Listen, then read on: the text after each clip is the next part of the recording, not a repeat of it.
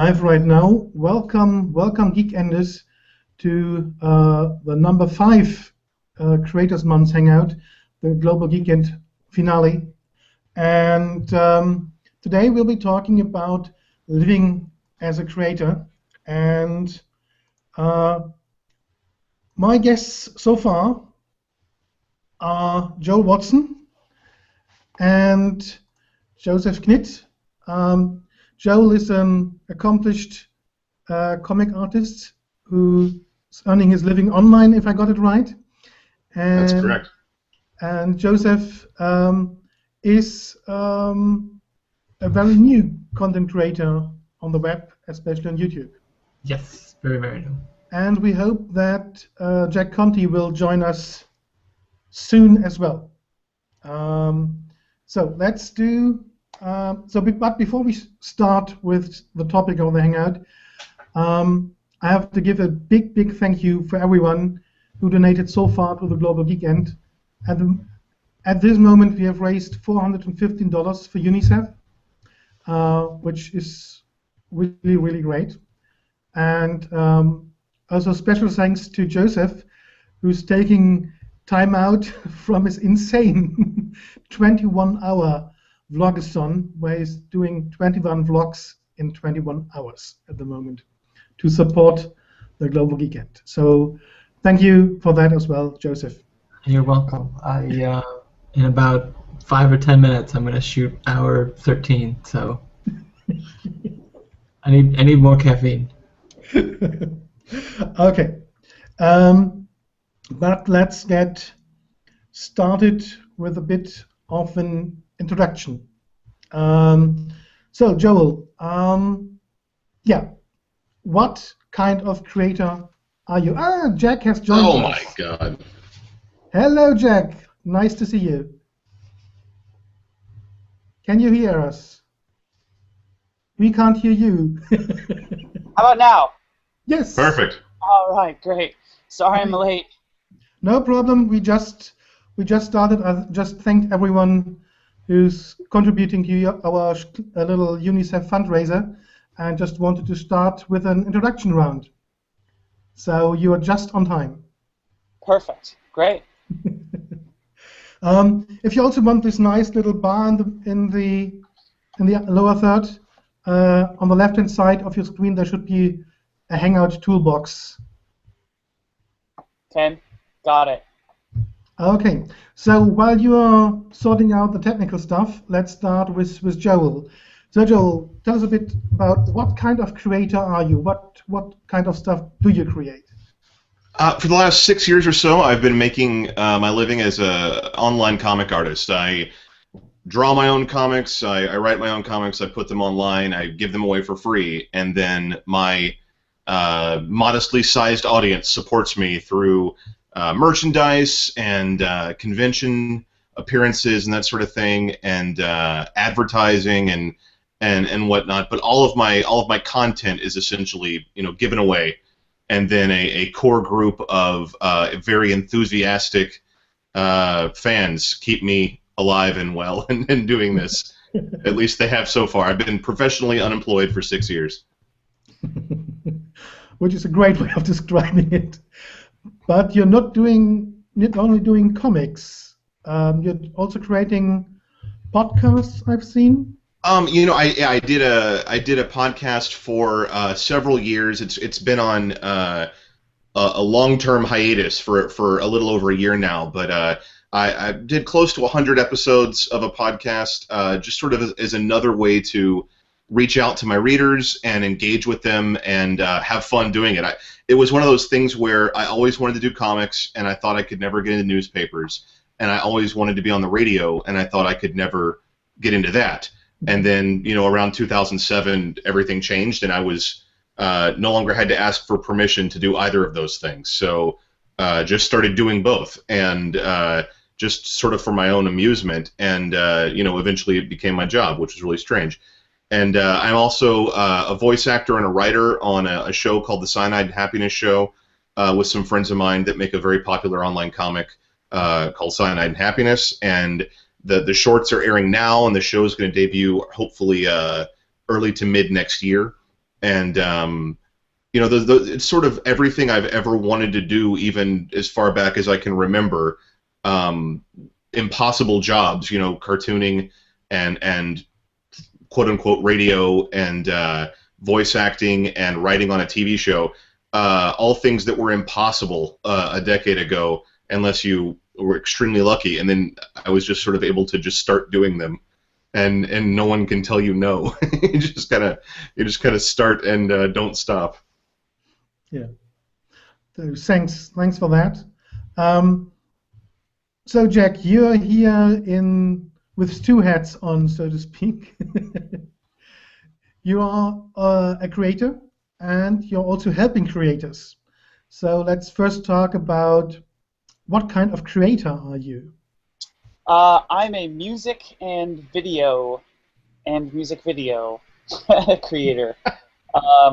So I'm making songs and videos and music videos, and I put them on YouTube. And it sounds exactly like Joel. I have this small fan base that nobody's ever heard of me as a creator. Or most people haven't. But through my band Pomplamoose, and then through my solo stuff, we sell enough songs on iTunes, and we get enough kind of licensing gigs and TV and commercial placements and things like that to stay afloat as like a small business band, and we get our exposure through YouTube. So yeah, my girlfriend and I have a band called Pomplamoose, and we're like an indie rock. We play we play rock music, and I do more like electronic kind of stuff, and play more like hardcore, like angry electro kind of stuff. And yeah, that's me as a creator. Okay. And before we go on to the second part, Don Diego, one of our viewers, just pointed out a lot of J's on the Hangout today. We have... And 50% beards. Yeah, it's a beard crowd. It's the most important part. Joseph just shaved his beard off for another fundraiser a week ago. So he's just temporarily without beard. It's a horrifying status to have. Where do we see the group chat here? Because I don't see any comments in the chat. The comments are going up on YouTube, and so I'm following the YouTube comments on the second screen. Okay. Okay. Okay. But no worries. If there's something comes up, I will show it on the screen, and you always will see what's going on. So, and your second hat, Jack, which is quite new, I found out. You just started in 2013 with a new service for creators. Yeah, it's called Patreon, and it's a website where creators who put up digital content, so stuff that would normally be free, like my music videos, it allows them to keep putting up stuff for free, but then to ask their fans for basically pledges to continue to put up free digital content. So it's not a paywall. I'm not saying to my fans, hey, if you want to keep seeing this, pay me, because otherwise you won't be able to see it. I'm saying, hey, I'm putting this stuff up for free anyway. If you want to pay me, because I have PG&E bills and I need to eat sandwiches at lunch and stuff like that, if you want to pay me to keep doing that, please help me and please support my career as a digital artist if you enjoy what I'm making. So that's the idea. It's about patronage. I'm asking people to pay for people, not for stuff. It's not, hey, if you want my album or this T-shirt or the blah blah blah. It's, hey, if you want me to produce art, please help me do that. It's like old school. The idea is that it's old school patronage. You're paying people to make, and so that's what Patreon is. It's web comics. It's musicians. It's YouTube video artists. It's chefs, bloggers, vloggers. It's anybody who's creating digital stuff for free and publishing it on the web. It allows them to go to their fans and say, hey, help me make more of this. That's really cool. And Joseph is a very new user, creator on Patreon as well. Awesome. Yeah, I think I just went live a few weeks ago, and so yeah, I'm excited about the opportunity. I think what drew me to the service, as opposed to something like a Kickstarter or Indiegogo, is the patronage part. Is the I'm doing this anyways. This is something I like to do. I don't have great equipment. I don't have a lot of time or money to go around and make great videos, but it's something I like to do and it's something I enjoy doing. And if you want to see more of it and you want to see better stuff, then you can help me do that, and I like that. I think that touches on what it is to be a content creator now. I would be doing this regardless. I can't stop anyway. It's a sickness and I can't control it. So if I can turn that into a job, that'd be great. If you guys want to help, that'll help us all out in the long run. But I'm going to compulsively do this whether you want me to or not. So. Right. Yeah, that's exactly it. And like I said, it's something where you can watch crappy videos for free, or you can help me make less crappy videos in the near future. And so yeah, I like that. Yeah, and there's a question relating to this whole topic about being supported by your fans. Don Diego asked, was it difficult asking people to sponsor, to contribute to you? So how was it to go out and ask? It's easier to do that when you already have something to show for it. It's easier to say, I've been making this thing for X number of years or months or whatever. You can see a track record. You can see that I don't just want. It's not like a Kickstarter from an unknown where it's like, man, I sure hope this guy actually comes through and makes something after I give him my money. I think it's easier when you can say, I've been making for however long, and here's what I've got to show for it. Now will you support my book or my album or whatever? Will you help me take it to the next step? That's easier than, you've never heard of me, please give me money. Well, I mean, from my perspective, it's the same kind of thing. I've been making videos on YouTube since 2007. I've been uploading, and I've gotten, this core group of fans. And a couple months ago was like the first time I ever went to them and said, guys, I need your help. And I had just released, I did it at the end of this robot video that I had spent 3 months making and over $10,000. I basically spent my entire life savings on this robot video, which was dumb as shit, but I did it. And they saw that and they were like, wow, he's really putting love into his work. And I knew, the thing is, it's not, yes, it still is hard to ask people for help. It still is. But it was a little easier knowing that, I'm in it. I am full force. This is what I'm doing. I'm doing it for my fans. I'm doing it for, for the love of making, for the love of creating.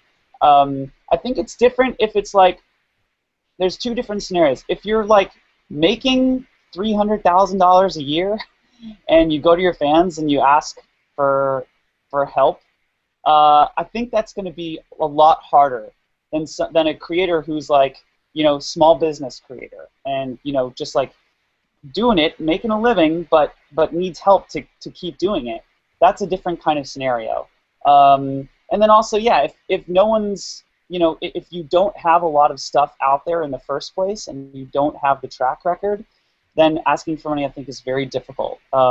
It's hard to do emotionally for the creator, and it's also hard for fans to want to give because they don't know why they're giving. Yeah. It can be off-putting. You see it a lot in I think you see it a lot in comics, at least from my perspective, that people come right out of the gate asking for ultimate support, and you have to put the creative horse before the cart, I guess, and you have to show a reason for them to support you. You have to show that either I'm making good art or I'm in some way entertaining you. Now please support me. Versus, I think a lot of people see creators like Jack and like some of their favorite musicians and comic artists making a living this way, and then saying, okay, I'm going to start with that. I'm going to start right out of the gate with a big donation banner that says, hi, this is my second song or my second comic, and I really need, $5,000 to make it to the next one or something. I can't imagine there being goodwill surrounding supporting that kind of thing, and this sort of small business internet machine runs off of goodwill. People are way more likely to support you if they get a good feeling from doing it. I think they're much happier to spend $5 or $10 on feeling better about you and about themselves than they are about getting a physical reward for it, getting a book or getting a song or getting whatever it may be. It's sort of the utopian part of the internet where everyone wants everyone to be happy and succeed, and you have to tap into a very small part of that with a small number of people. And it can't. I think the internet is smart enough that it can't be faked. You'd have to be really, really sly to fake the goodwill surrounding supporting a creator, and so it is very utopian. It's very idealized, but it works on a very small scale. I've never seen it work on a huge scale, but it seems to work when the relationship is very one-to-one. Yeah. I think what also helps is, you talk about reasons and goodwill and stuff like that. And for me, just in the past 2 weeks, I've been doing fundraisers, mostly through social media. And if you have some kind of cause or some kind of reason, instead of just, hey, pay me money to make a video that I think is funny, if you have some, whether it's like the Global Geekend with UNICEF, or last weekend I did the Distinguished Gentleman's Ride and we supported prostate cancer research. If you have some kind of thing that's beyond you, something that people can attach themselves to it and say, well, hey, this is a worthwhile cause. This is something I can give you, and that's one of the things that I want to do with my videos and my Patreon videos. Is it's not travel, it's kind of cultural exchange and this learning about other people and growing through that, and yeah, it's me getting to go places and explore things, which I think is fun, and make videos, and that's fun, but there's some kind of like thing beyond it, and that goes for music, and obviously in music there's always something beyond a kick-in beat or something to dance to. There's always something in comics that's beyond funny pictures, and there's always something that's beyond what art is or content is, and if we can show that and point to that, I think that helps asking for contributions as well. Absolutely. Yeah. There have been 2 questions on the comments which have disappeared from my comment tracker, so I can't show them, but I can read them. The first one is, I think they're related. So, do you suffer from creator's block sometimes, and how do you overcome it? And is it difficult to come up with new content? I think those 2 questions are related. Yes, and speaking of new content, I have to get out of here and make some. So, thanks for having me. I will see you guys later. Bye. Nice of you to come on, and he's gone. That was quick. Yeah, absolutely. I can't imagine anyone doing anything like this that can't answer a resounding yes to both of those questions. I mean, just recently, within the last month, I've completely shifted the direction of my comic from more of a pop culture-based gag strip to a storyline-based, character-driven thing. Because I found after 6 years of doing of making fun of TV and movies and pop culture, I hadn't really gotten bored with it, but I think I had done everything I was ever going to do in that venue. Most people don't have any job for 6 years, so after doing it nonstop, 3 to 5 times a week for that long, I just didn't feel it anymore. And so rather than stop and go get another job, I just kind of slowly ramped up to changing everything about what I was doing and being really transparent about it with my readers. And so far, the support's been really overwhelming. I'm positive there's probably a large percentage of people that were like, nope, this is not what I was here for, and they're probably gone forever. But the neat thing about the internet is you can have 20,000 people paying attention to you and lose half of them, and there are quite literally millions more waiting to pay attention to something. So you can for me it was following my creative heart, I guess, and it had been nagging me for years to talk about different subject matter and to stretch myself creatively.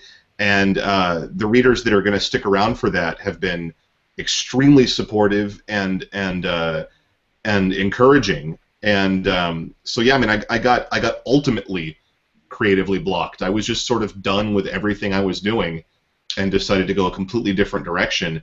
And because, again, like I said earlier, there's no one that can tell you no, other than all of your audience disappearing all at once. I guess that's a big no. But if they don't, then you're allowed to try things like that. And you're allowed to say, and if it's music, you could be like, well, my last album was folk rock, but now it's electronic. I hope you dig it.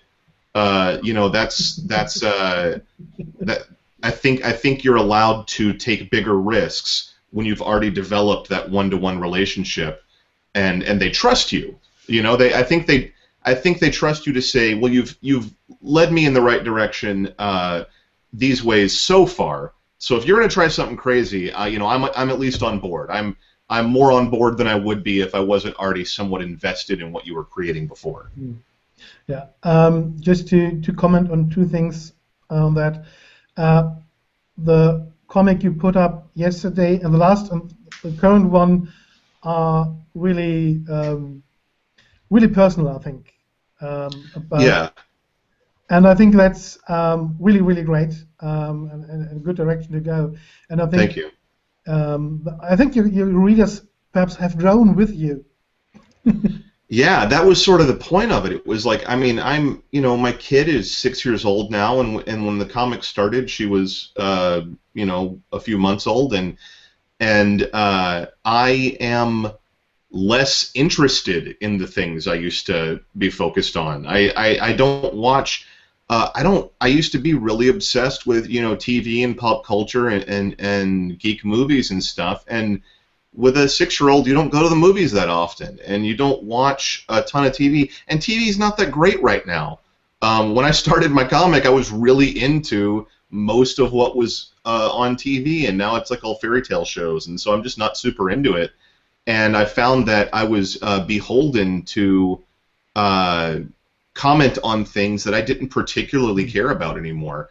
And so the things I do care about, like being a geek dad and imparting whatever wisdom I've got or can get to my kid and living an honest life and all this stuff, I realized was actually a much better story to tell than the one I was telling.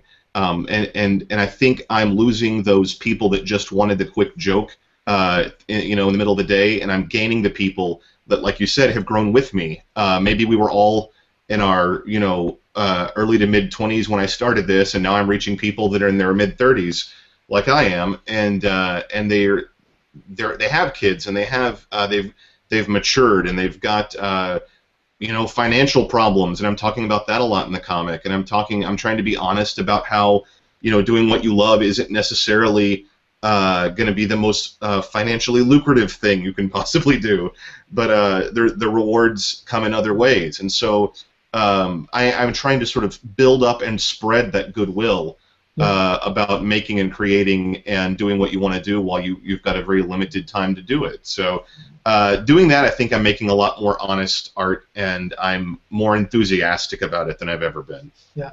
So before we switch over to Jack, Twig the Third actually encourages you to go on. Oh, thanks. I super appreciate it. So, creators, before we go on to the actual topic of the episode, making a living as a creator, which we have touched on, let's ask Jack, can you answer the question about finding new content, creating new content, and being blocked for yourself? Yeah, I never get blocked. Creativity just flows out of me unobstructed. Yeah, it's just never been a problem. No, it's every fucking blank sheet of paper is the greatest hurdle in the world, right? Every time I open up a new Pro Tools session and I'm staring at a blank session with 5 empty tracks, I'm always like, oh God, that was the last thing I did was the last good thing I ever made. I'll never be able to make a good thing again. Yeah. That's every single new file, new document is like that. Every one of them. And yeah, it's usually like 5 days of, you know, slamming my head against a wall and like feeling I'm not getting anywhere. And then maybe like 5 days in, I come up with a good idea and I'm like, yes. And then there's a good day, and then there's 3 more dark days, and then another good day, and the song's finished. And then you put it out, and you're like, fuck, that was really crappy. And then your fans go, wow, this is my favorite one. I really like this part, and there's that, and there's this, and you kind of, and then a year later you listen to it, and you're like, yeah, that was actually pretty good. I mean, you know, it wasn't nearly as bad as I thought it was. And yeah, that's kind of the process. I mean, it's every single one is a struggle, and it's not to say that there isn't like a lot of flow, because there is. And I mean, you know, I keep a book full of ideas, you know, and I'm always writing things down and trying to generate and make, and but that's not to say it isn't a struggle. I feel like, so the other thing, and I think Joel, you know, touched on this, is you can kind of chug away as a creator and kind of go on autopilot. It's very easy to be like whoop whoop whoop and just keep like barfing out new like content, like in the sense that it's filling a gap that, you know, you are putting content on the internet. But it's, I don't really, while I do agree that content creator is like a good umbrella word to describe this new generation of small business makers and creators that are coming out, you know, right now, I also think that I want to be more than a content creator. I want to be an artist and an innovator, and I want my stuff to be changing and growing, and I don't want to just be filling a gap and putting content in holes that the internet is providing for me. I want to be making something that hasn't been made before with a cool, unique idea and a cool voice. And that's like the classic innovator's dilemma. It's just, I'm always trying to, like, my greatest fear is that I'll go into the studio and have the exact same process on 2 of the same songs. I never want to do that, ever. I always want to be using a new effects pedal and trying a new plugin and reversing some audio and then adding a weird filter and trying new things. And at some point, you look up and you go, I've tried everything, and you haven't. The thing is, there's always new things to try, and all you have to do is turn on the radio and hear a new sound and go, what is that? But yeah, it's a struggle. It's hard, and it's a grind. You gotta.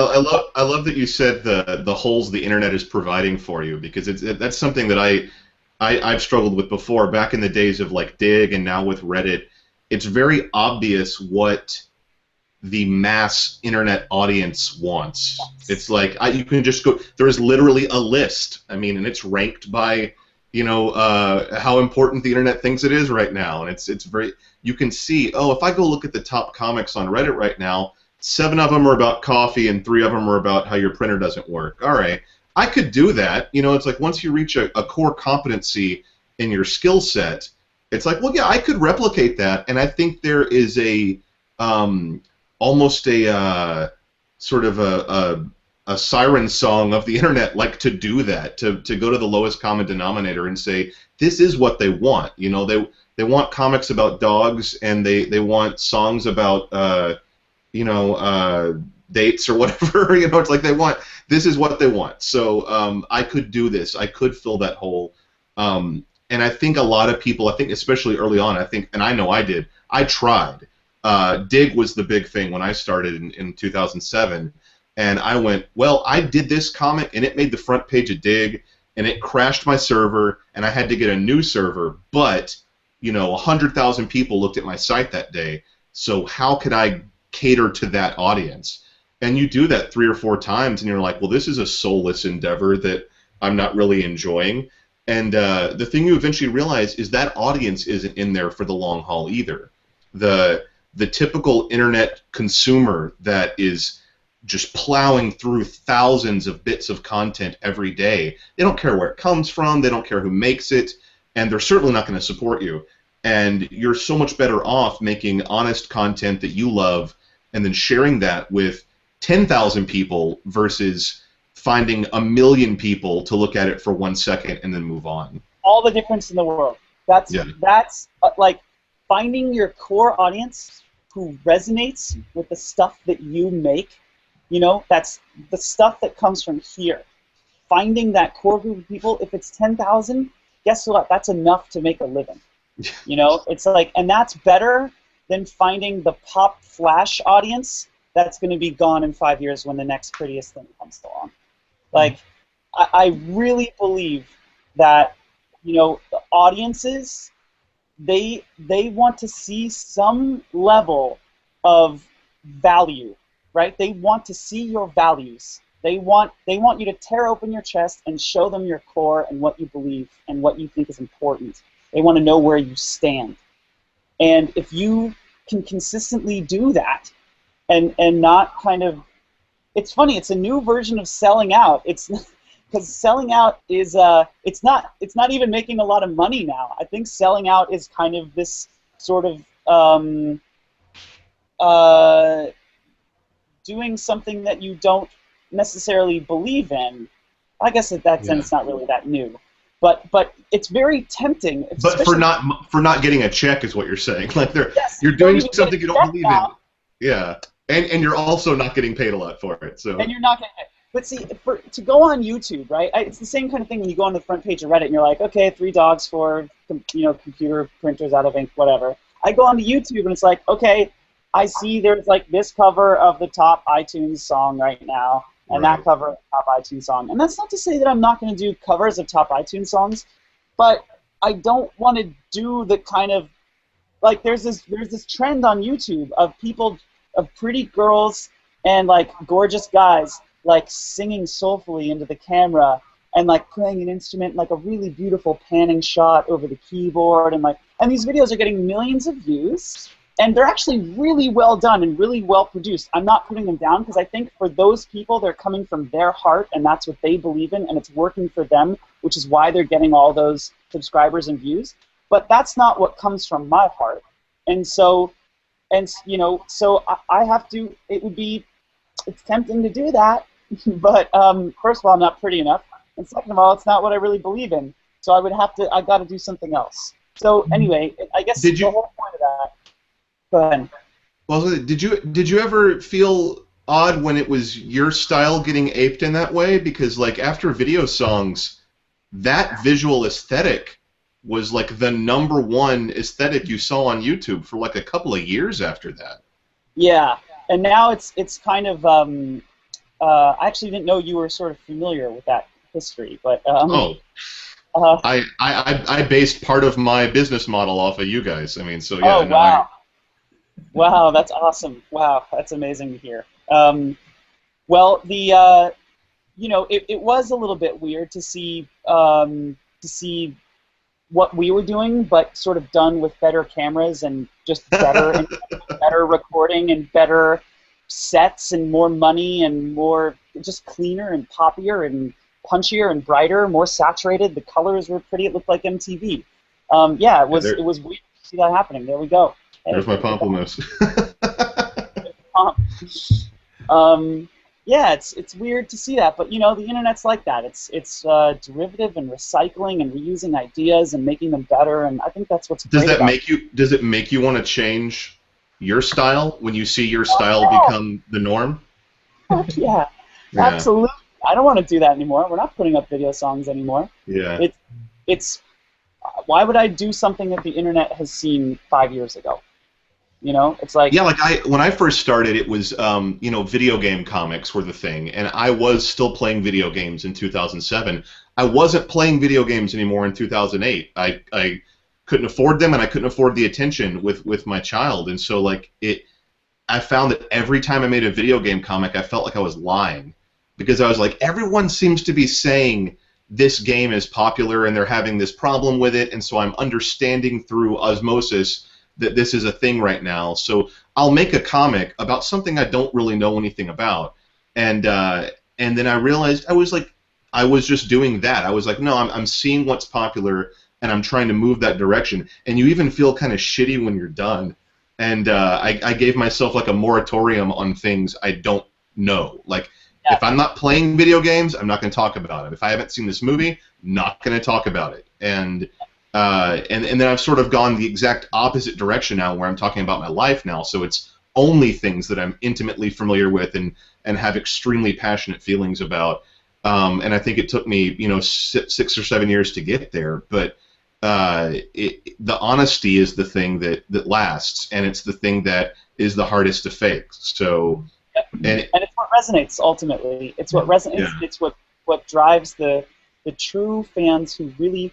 Right? It's when you meet a fan on the street and they say, "Oh my God," you're like, it's because of those choices, right? That Yeah. you've reached somebody and you're affecting someone on a deep emotional level. It's not just next, consume, funny, like that, next. It's like when you vote, down, vote, up, down, down. Yeah. Right. It's like stopping during your day and like someone takes a moment and they go, "Wow, this affected me today on a profound level, and thank you for that." And that's the moment where somebody, talk about monetizing. I mean, I hate to it's not, you don't do it to make the money, but that's when somebody says, "I want to help this person make more of that." Yeah. Right? When someone feels deeply moved in the swell of all this steaming shit that happens on the internet, when somebody sits back and says, "Wow," and gets chills or goosebumps because they feel like they've been touched, that's when someone wants to help you. Yeah, when I started off writing the story about what I called the experiment, it was I had lost my job, and I was rather than finding another one, I was thinking, can I just, instead of finding another job as a safety net, can I go all the way in the opposite direction and go all in on this online comic stuff?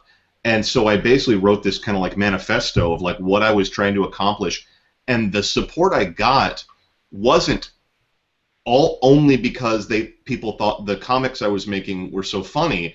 It was that they supported the idea that a guy was going to go all in and try and make a living creatively, as opposed to finding another safety net or another soul-sucking day job. And they liked the comics as well, but they more liked the sort of mission statement behind it. And I mean, I had a guy, shortly after I started the experiment, I had a guy walk up to me at a convention and hand me a check for $1,000. And I was like, I almost cried. And I told him I couldn't accept it, I can't take it. And he's like, nope. And he explained all the reasons why it had affected him so deeply, and how he was trying to do something similar himself, and how he's like, I can afford it, don't worry about it. And what he didn't know is that I did not have mortgage money that month. Like, I needed about $1,000 to just continue for another 30 days. And in 2009, that's how it was. It was every 30 days I'm trying to figure out the next 30 days. And every time it became dire and desperate, some human being out there in the world who was in some way affected by what I was doing and what I was saying, just on their own decided, oh, here's the point where I'm going to be super generous, and bailed me out over and over and over and over. And I finally realized that it wasn't that I was getting bailed out, it was that was my job. Like, my job is to be honest and sincere and make art and try and relate to people and try and touch people on an emotional level.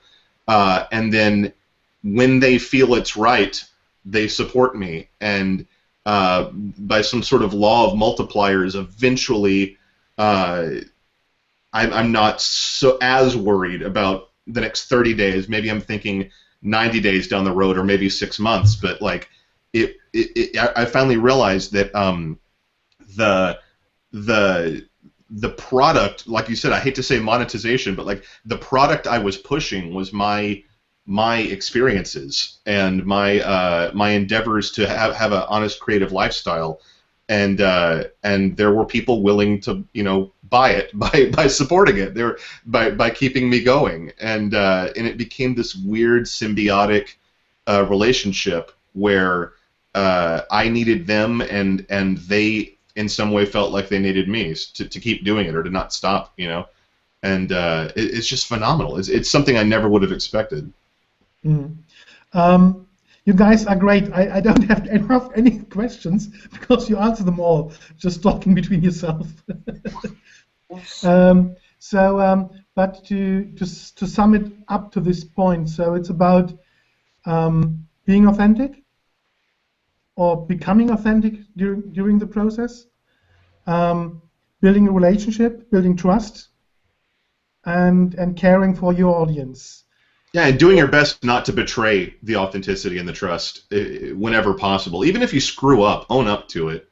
I've screwed up a few times, especially in terms of like over-promising and under-delivering. Like, if you guys, donate this amount, I'm gonna up my output to 5 comics a week or something. And I've done that before, and then failed miserably at it, and been like, you just own up to it and say, it turns out making 4 that I thought were really good was a lot easier than making 5 shitty comics. So it's about establishing the authenticity and trust, and then doing everything you can to keep that going, and not never getting too comfortable. I mean, I've yet to reach that plateau. I've yet to ever feel like I'm just going to coast on any sort of success. But sometimes when I see people do, I see them withdraw from the thing that got them there in the first place, which might have been openness or authenticity or honesty. And I think it's best to really, really try above all else to keep that open and keep it transparent. Mm-hmm.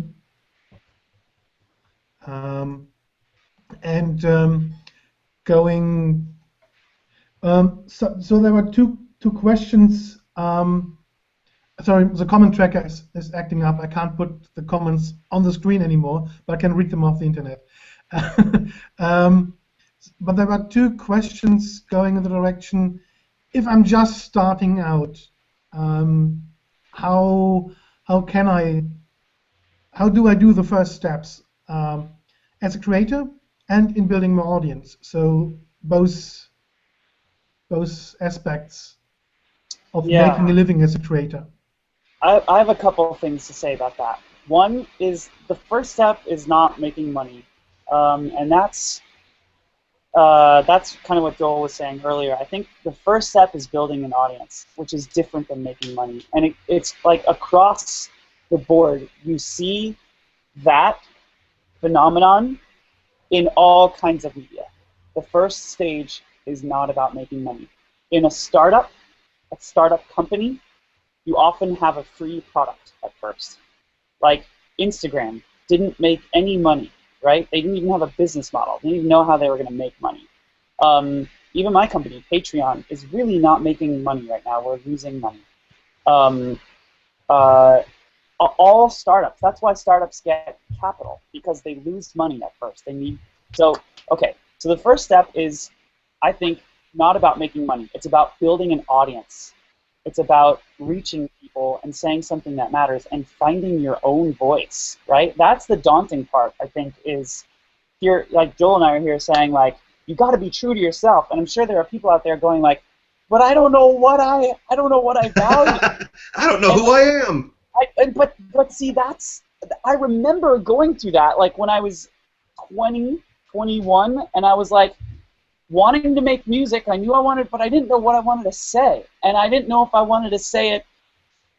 So I just had to make 50 songs, and then at the end of those 50 songs, you look back and you go, "Oh, that's who I am.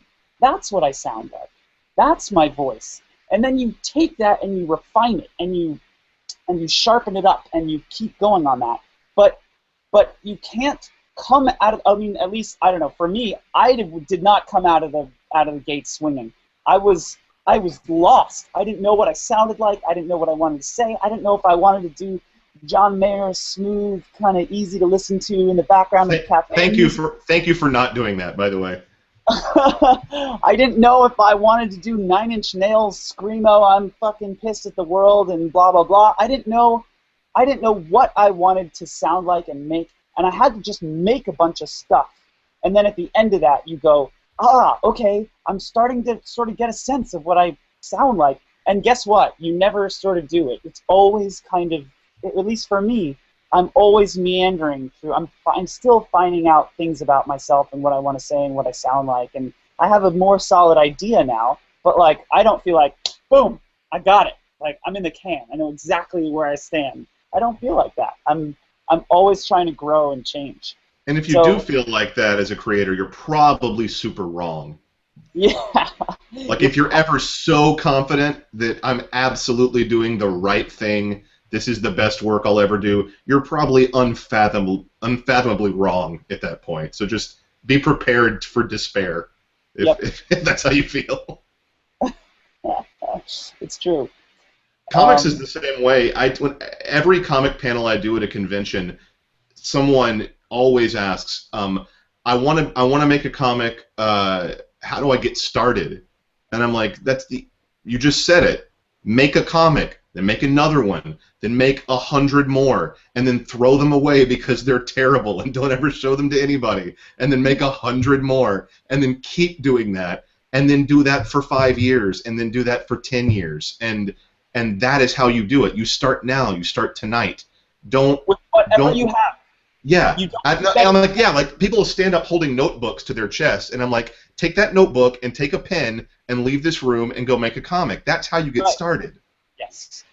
Yes, with what you have, right? You start with whatever you have. If that's a pencil and a piece of binder paper, draw your comic on with a pencil on a piece of binder paper. It's like when I've got a studio full of gear here, with pianos and keyboards and computers and organs, and this is stuff I've collected over the last 10 years, but I didn't start with any of this. I didn't even start with reference monitors. I had a laptop and earphones, and I bought a microphone because I needed something to record my voice, but before that I was recording over computer speakers. I mean, with whatever you have, just get started, start making things, and let that grow into whatever it is. I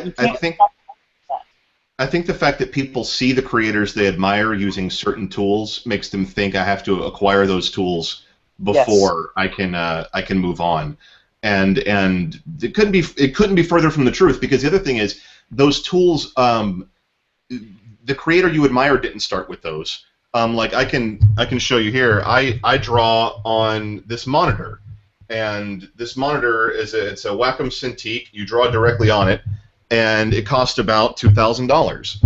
And if I had started on this, I would have had $2,000 in debt and no business drawing on something that expensive and hard to use. I started on a free digital tablet, and then after that I got one that was like $100, and I got one that was a couple $100, and I work digitally, but at the same time I need to be able to do this stuff on paper too. You need to be able to do your craft in its simplest form before you do it in its most complicated final form or whatever. You don't want to be waiting on the money for a tool or a certain kind of production value as an excuse to not get started. If you want to make videos and all you have is your laptop webcam or your phone, great, fantastic, move on. Get your $4,000 4K cam later. But start with what you've got. Yep, my first record was recorded with this $199 microphone that I bought to record that record in my parents' garage. That's what I had. I had this single microphone for an entire album in my parents' garage. And I spent the entire summer in the garage making songs with this microphone. And that was it. That's all I had. And the good news is, being alive in this decade, if you can scrape together $100, you can get almost whatever it's some version of whatever it takes to make anything. You can get a microphone, and you can get a guitar, and you can get if you've got to use a computer to draw, you can get a tablet for $100. I mean, you can get started. The barrier to entry is essentially nothing at this point, and there's the software that you need to make albums is free, if you want to go with GarageBand, or if you want to go with Audacity, and there's free drawing software out there, and there's free podcast producing software, and there's free tools to make your ebooks and publish your novels online. And it used to, I mean, when I started and when Jack started, you had to figure out how to make a website. And you don't have to do that anymore. You can just use Tumblr. If you really need to put content on the internet today, you can do it 5 minutes from now. So there's almost no excuse for waiting. And I always tell people, you're not going to be super impressed with the first chunk of stuff that you make later on, but it's essential that you do it. Like you said, you've got to figure out through this trial and error and making all these mistakes what it is you're actually supposed to do, because you're going to stumble on it halfway through making something that you thought was going to go one way. It's going to go another way, and that's when you're going to feel that spark and go, oh my God, I've never done anything like this before, and I think next time I make something, it's going to be more like this, and it's going to build and build and build off your previous works, and it's going to evolve, and then eventually you've reached some level of inspiration and competency mixed together where people might actually want to pay attention to it. So yeah. I forgot who said this, but it's kind of what you're saying. That first chunk that you make, your taste is going to exceed your ability. I don't know who said that, but it's not my thing. It's somebody else's thing. In other words, you will be able to recognize great stuff, but you won't be able to make it, and that's the most frustrating experience in the world, because you do something and you're like, that's shit, and you know it, and other people know it, and they'll tell you that it's shit, but you can't seem to figure out why you can't make it better, and that just takes a lot of time until the point where your taste aligns with your ability. Yeah. And I think the internet teaches people that since they typically don't hear about you until you've done all that stuff and made all those mistakes and figured it all out, they seem to think that myth of an overnight success. Like I think the first Pomplamoose song I ever heard was like Hail Mary or Beat the Horse or something like that, and I was like, this is good. Like this is finished, and this is a sound I've not heard before, and these guys know what they're doing. But I came in at that point, and for me that was a first exposure. And if somebody discovered 1,000 songs in for us, Hail Mary exactly. was after 1,000 songs. Exactly. Yeah. So I mean, like that to me, I was like, you should almost have a disclaimer where it's like, if you like this, please understand there's this much more that wasn't good, and don't think that because this is our first video to get 100,000 views that this is the first thing we've done. And that's the same thing. Like the first comic in my first book is the first comic I ever made in this sort of endeavor. I'd been drawing stuff my whole life, but it was and I think it's kind of funny still, but it looks bad. It looks real bad. And it's the first page of my first book. And so whenever people come to me at conventions and pick up my book, I will stick my hand in it and turn it to the middle of the book and hand it to them. And I'm like, start there. Just flip through from about that point on. Don't look at the very first thing I ever drew, and somehow judge me on that. But if you're on my website and you click first, you see that first comic, and it's not my best work, but it's sort of a prerequisite. Like, you've got to know that it used to be that, I don't want to say bad, but it used to be at that level of quality before it was at this current level of quality or whatever. Let me jump in here. I don't know how much time you both got, because we're nearing the 1 hour mark already. Yeah, I actually have to leave in like 2 minutes. So just before the hour mark, I'm gonna have to take off. So any last words of wisdom, last statements, last things you want to promote? Tell me more about Patreon. I want to know more about that. Yeah. So use the last 2 minutes, because we wanted to talk about it, but somehow it got buried in Creators Talk. So give us a short pitch about Patreon. Okay, here's a short pitch. Okay, here's the problem with click-through advertising, which is how most online content is monetized today. And here's why I don't think it works that well for creators, especially small business creators. Advertisers don't care how much me, as a consumer, how much let's say I'm consuming that content, they don't care how much I like the content I'm about to consume. They only care that my eyeballs are watching their content that's a pre-roll ad before the stuff I'm about to consume. But as a creator, let's say the guy over there, let's say I've bought his album, I watch every one of his videos, I log onto his website all the time to watch his stuff. And let's say I really like him and I feel moved by what he's making and blah, blah, blah. That creator loves me, right? He lives for my support. He's so happy that I'm watching his stuff and he feels grateful to have my attention and he's so thrilled about my existence, right? Because I'm actually enjoying what he's making. To an advertiser, I am worth a half of a penny.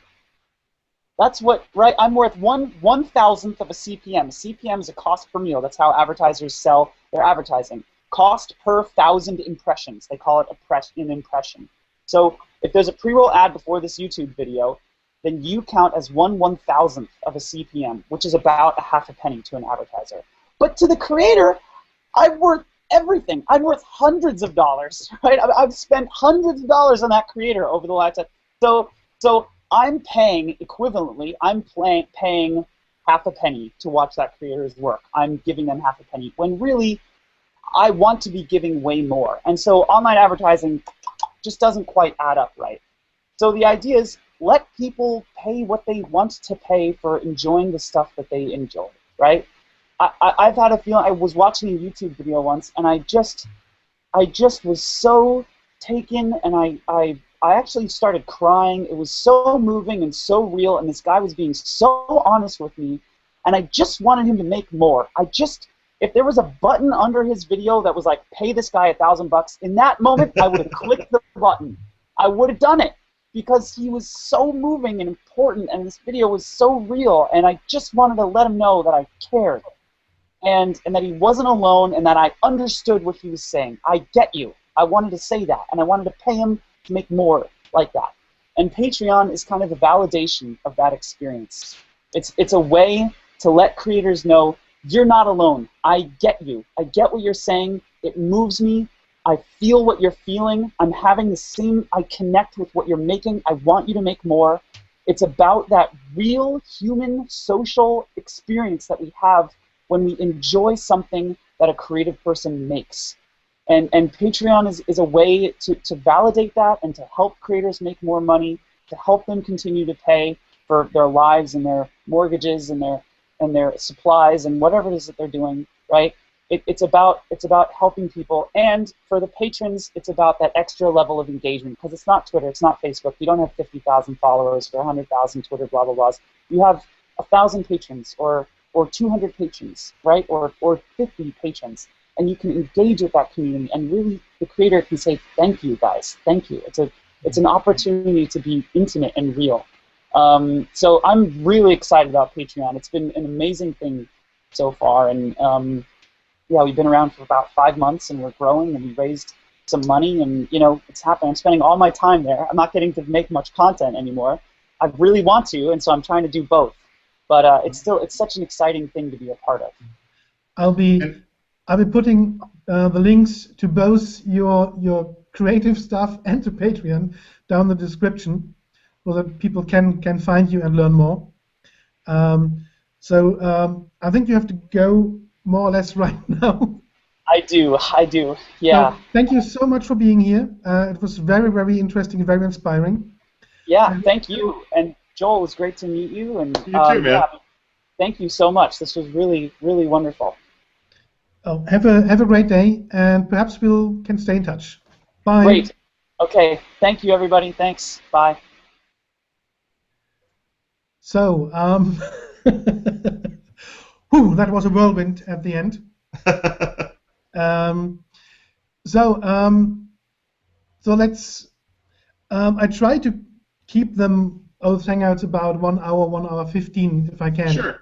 Yeah, that's fine. But there have been some some comments. I think especially directed at you as well. Let's hear 'em. So I'll see if I can find them on here as well. So just a second. Oh yeah, no problem. So one question was, audience on the internet has a very short attention span. So how do you deal with that? I don't know if short attention span is a problem for you as a comic strip creator. You know what was so weird, and one of the main reasons that I switched formats to a longer form storyline and character-based thing was I was doing content that was almost dictated by the short attention span of the internet. It was literally a reaction to something that would have happened within like 24 to 72 hours ago. Like a show would end or a movie would come out or whatever, and I'm making a comic about it the next day or two, and it takes 30 seconds to read, and then you move on. And what I found was, even though I thought I was drawing well and I was making funny jokes, is that I was making art that had a very short lifespan. You had to be sort of in the moment, and it's like when I live tweet a movie like Sharknado or something with my friends. You're not going to go back and read those tweets later. They're not going to be funny a year from now. It's funny in the moment. And it's like the guy that gets a good one-liner in and then tries to say it 4 more times at the party. It's just it's lost its moment. And a lot of the comics I've made have lost their moment. Early on, a lot of my stuff was about Lost and Battlestar Galactica, and whereas those shows had big cultural impact, people aren't talking about them anymore, and they're not feeling strong feelings about them anymore.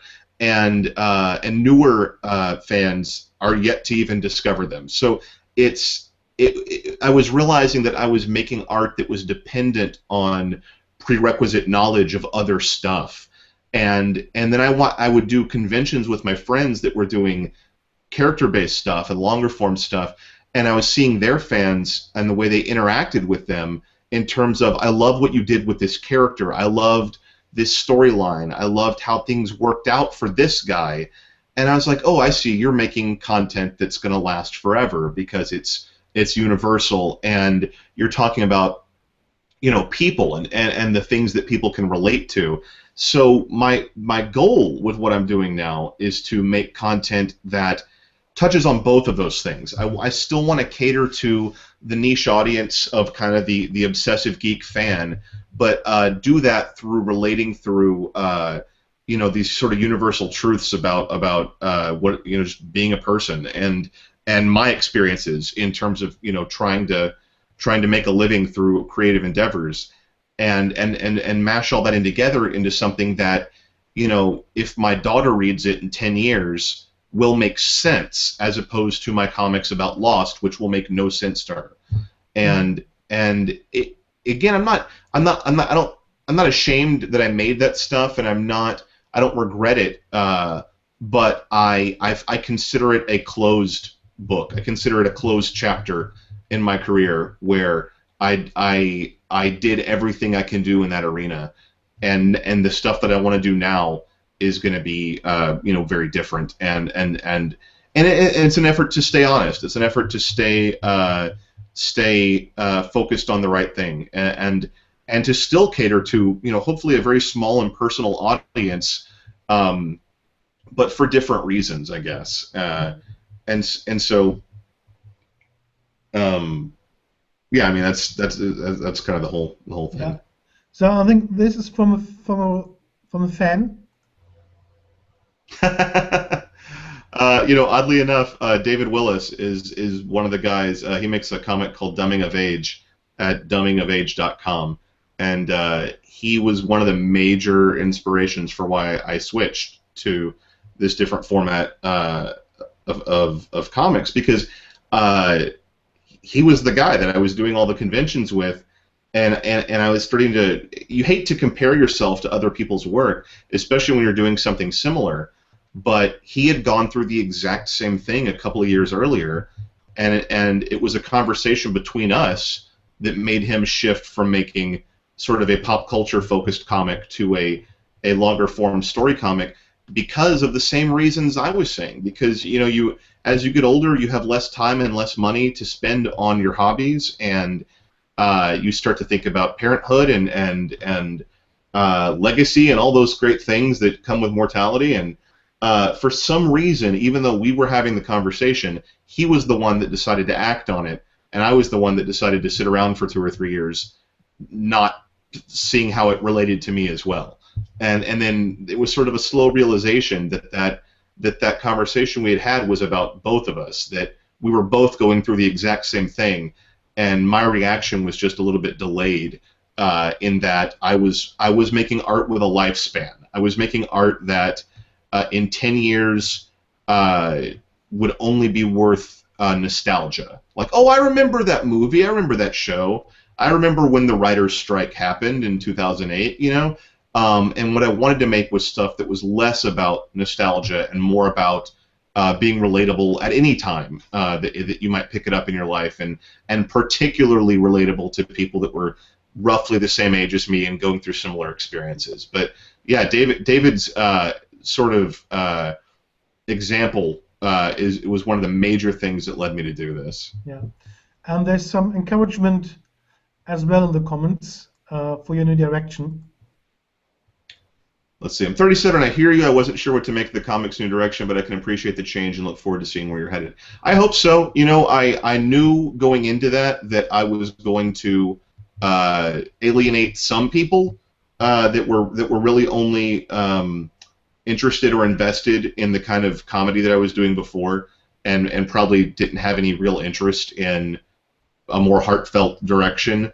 But that's okay, because there's, they got 6+ years of free entertainment, and I wasn't going to keep doing it anyway, so I wouldn't have had anything for them in the first place. So if people like that are willing to come with me and see what happens, I hope a year from now I'm thinking this was the best thing I ever did, not the worst mistake I ever made. So, but I do appreciate the encouragement. Yeah, and Trick the Third has an observation about the current hijinks.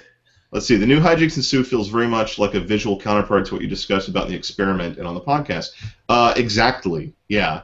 It was weird for me early on when I was making these comics that, like I said, people would come up to me and say, "I love the experiment. I love that you're trying to, make a living this way, and that you're trying to, raise a kid in an environment where the parents don't hate their jobs and hate their lives, and everything that goes with that." And they were saying that more than they were saying, "I love the comics. I think they're really funny."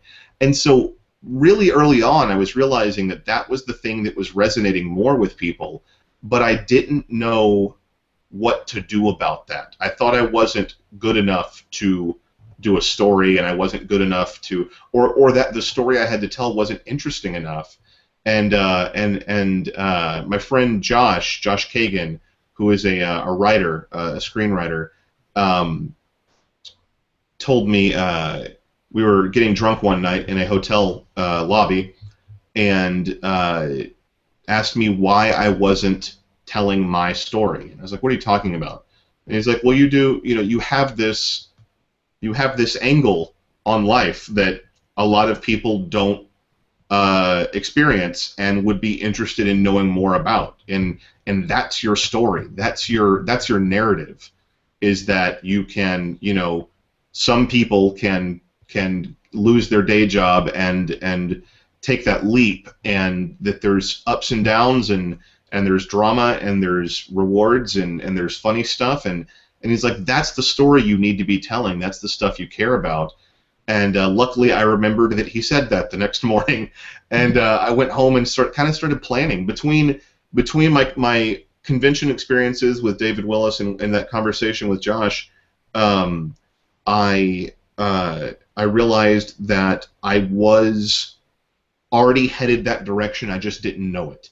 I didn't know that the story I had to tell was kind of my own and the thing people were most interested in was the idea of living a creative lifestyle and trying to make the most of the limited time that you have on this planet, you know, and I realized I cared a lot more about that at 32 than I care about Battlestar Galactica at this point, you know, and that maybe was different when I was 25, but now that's the stuff I care the most about. And so yeah, the comic now is basically the fictionalized version of the experiment by which I tried to, you know, make a living from my comics. Yeah. And I'm sort of heavy into that right now, where I am in the comics, because I'm introducing people to that idea.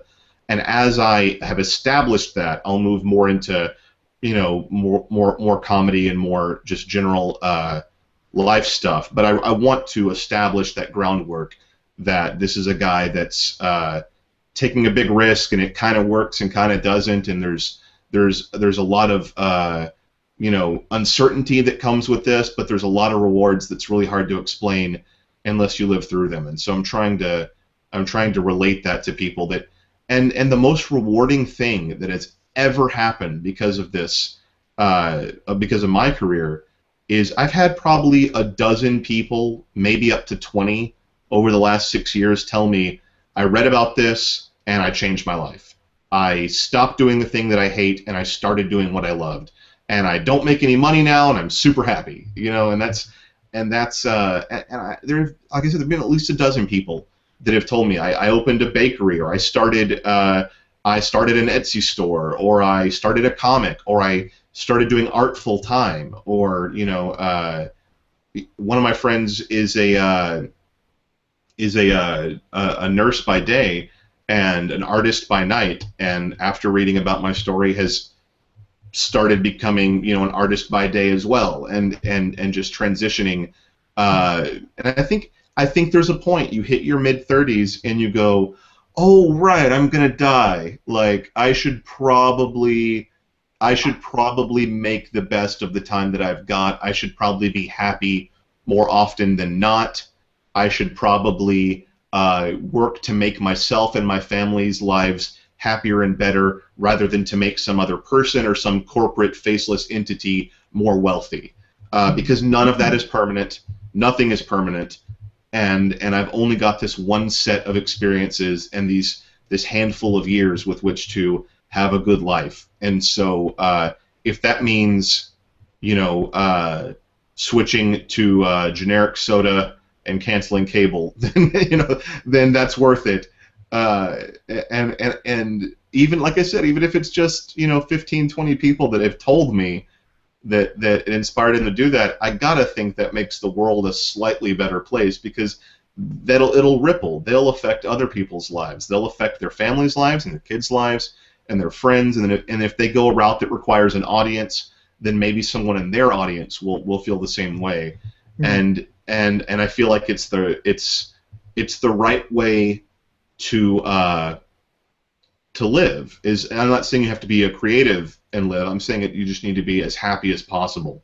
Mm-hmm. And I feel like the majority of the people I encounter are not doing the thing they wish they were doing, and they're waiting for some permission to do it, or they just have no confidence that it's even possible.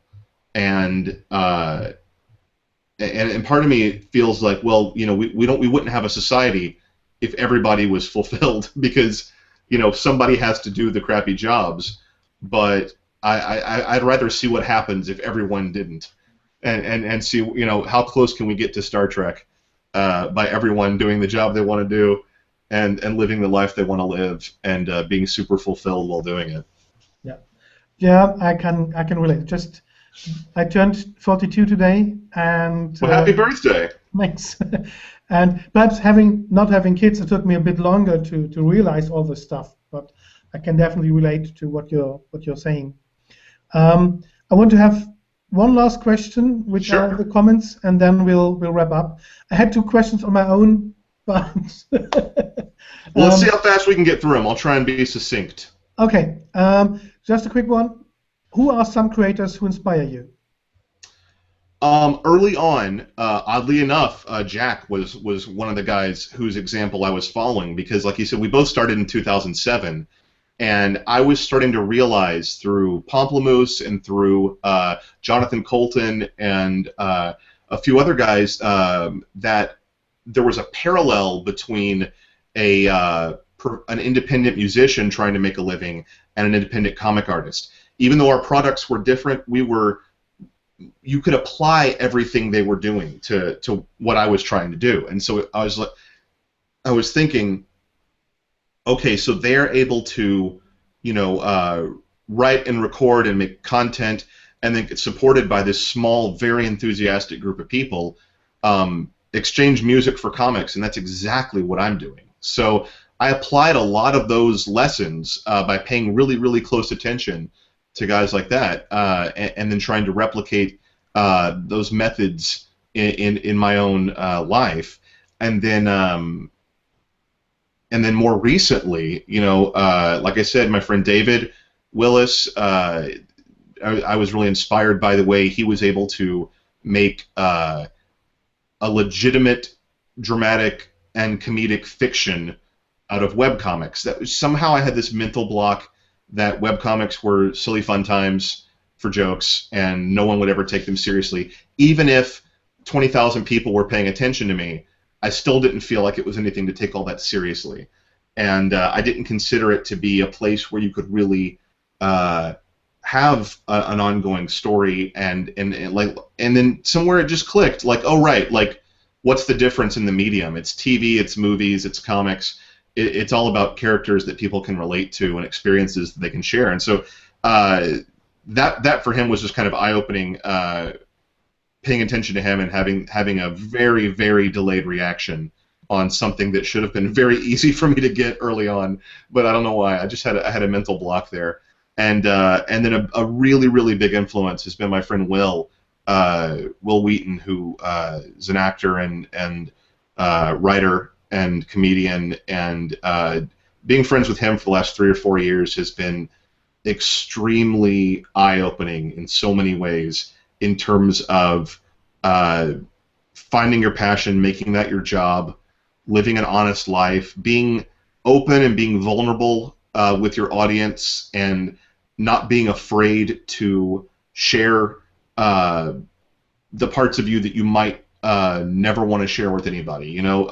Not being embarrassed, just trying to be really really put yourself out there and deal with the reaction, because for everybody that's like, this sucked, I hate you, you're gonna get that reaction from someone else who was like, this really touched me and it changed my life, and I see that with him all the time, that he might be afraid to talk about things like like depression and anxiety, and then he does, and then people come out of the woodwork to say, I never would have tried to get help for my own depression and anxiety if I hadn't read about someone I respect having those same issues, and so it's been sort of a master class for me, paying attention to him in how to be an honest, creative person that builds a career out of being themselves, not out of playing a certain part or of being on a certain show,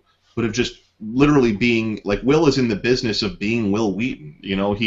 He has, and that's something that Hollywood would love to be able to co-opt, but so far they haven't been able to do it. They I don't think they've ever created an honest version of that through manufactured means. They've never made a star that that people can really relate to that way by forcing them to do it. And for Will, it was just a natural instinct kind of thing, or sometimes going against his natural instinct and finding out that it was the right thing to do. Yeah. And so for me, that and then creatively, just working with him, making T-shirts with him, and jokes, and we've gone on vacation and we go to conventions, and the bouncing of ideas back and forth with him has probably been the most profound of anybody else I've ever worked with in any capacity. So it's had an enormous impact on what I'm doing now and what I'll keep doing in the future. As a matter of fact, after talking to David Willis and Josh Kagan and getting the idea for this, I spent a couple hours on the phone with Will trying to figure out if it was a good idea. And that, I think, was the catalyst that finally pushed me over the edge, was the encouragement from him that this was the right thing to do, and changing directions was the right thing to do.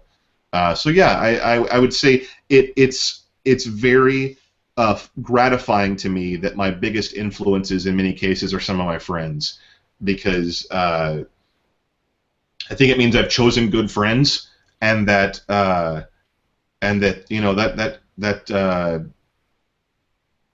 it really. I mean, it's good to surround yourself with the types of people that you want to be like, and I think it helps to get you closer to whatever creative goal you're trying to achieve, because there's a level of how do I do this thing that you can't get out of a book, and you can't get out of an instructional tutorial, that you can really only get by knowing somebody, and then really understanding what their motivation is, and that sort of thing. So yeah, so much for me being brief. Yeah. So yeah, thanks for being this open about it. It's been great. And I think it's very inspirational. I hope this will further get some people off the fence and start creating themselves. I hope so too. You know, get started. Go. The two things I always tell people, like I said earlier, get started. Don't get started and don't stop. That's step one. You'll get frustrated. You'll get shitty comments. You'll get people telling you you're no good. If you can keep going, that is the biggest hurdle.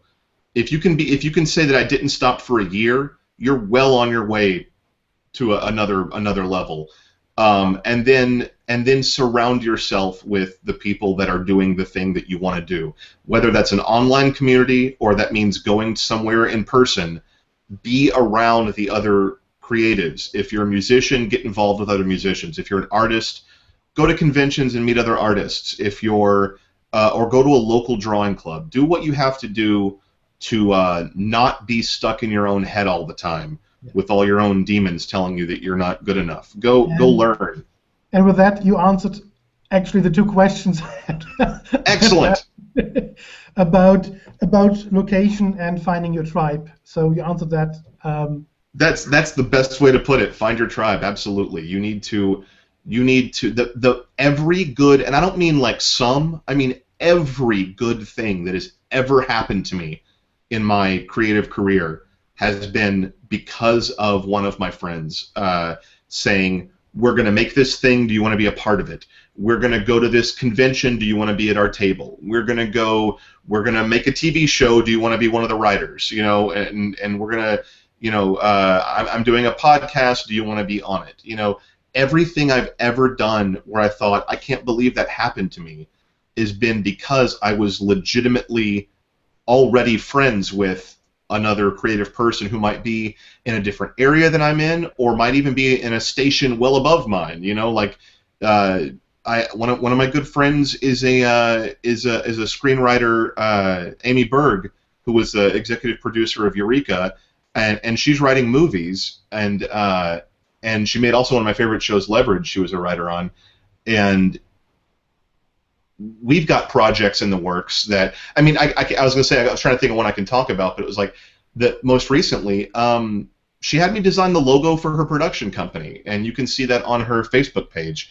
And it was like, sure, it's just a contract job, but one of these days that's going to be in the movie theater. You know, it's going to be on my television because, you know, she's going to have another show on the air. And that's one of those things where it's like I never would have imagined that a thing that I drew was, you know, up at the end of a TV show that I liked or something like that. You know, so it's all been because of people saying, hey, you seem like a pretty good guy, and we're friends. Maybe we should do some work together.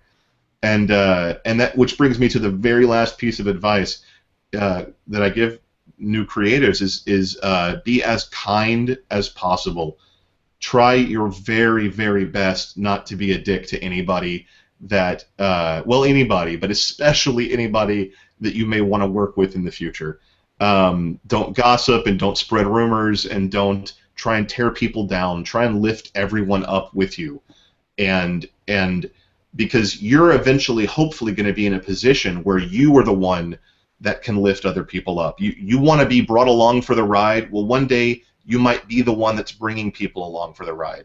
So just be as kind and as helpful as you can be. Don't tear people down. Especially people within your chosen industry. Just try and elevate yourself by elevating everybody around you. Yeah. And primarily good things will come of that. To finish this part off, so if you're interested in this kind of stuff, that actually sociological and psychological studies about the effect of being a giver. So if you're interested in this thing, go out and find a book called Give and Take. I don't have the author right now, but I put it in the comments. And we have a saying in Germany which relates to what you just said as an advice. You always meet twice in life. So don't burn your bridges. Don't be rude, because Adam Grant. Adam Grant, Give and Take. Yeah. I looked it up. Oh, great. Yeah, which is a very satisfying book if you are in the giving mood, and it shows you that you can be successful without being a dick. That's rule number one. Don't be a dick. It's simple, but it's so true in every aspect of life. And the thing that I think a lot of people don't realize, when they're in a smallish industry like comics or like Hollywood or whatever it may be, if it's publishing or conventions or anything, you only have to be a dick to one person for every one of your peers to find out about it. And you can burn scores of bridges by burning one on purpose, and so it's just not worth it. It's never worth it. And like I said, every good thing I have, other than my family and their support, but every good thing I have in my career has come from friendships with other creatives, and that's the most valuable thing I have. It's the thing that you can't buy, and it's the thing you can't sell, and it's the thing that you can't replicate easily. And through cultivating those friendships over years is the only reason I'm still in business of making comics full time. Okay, so I think it's obvious what you're going to pluck at the end. I think you will ask people to come to your website. I would. Check out hijinksensue.com, and from there you can find links to all of my other, Twitters and Tumblrs and Facebooks, and you can find a link to my store. You can find a link to sharksplode.com, which is the store that Will and I have, where we sell funny T-shirts that we made. And hopefully very soon I will have, a link to the Cyanide and Happiness show once that debuts. But you can go to Explosm, explosm.net right now and watch the shorts that we've made so far. And then the full episode should launch next year. And yeah, that's it. So yeah, if you hit up hijinksensue.com, there's links to everything I do there. Yeah, and for me, it's obviously this is we have some hours left on the Global Geekend fundraiser for UNICEF. So if you watch this and have $1 or more to give to help children, head over to globalgeekend.org and then you'll find the link to the fundraiser. And I've been twittering about it all day, so if you look at my Twitter account, you'll definitely see a link as well. And as we always say at the end of these Geekend Hangouts, thanks for watching, and go forth and screw up. The best advice I've ever heard. So, thanks for watching, and Joe, stay in a moment, and everyone else, have a great day and have a great weekend. Bye. Thanks, guys.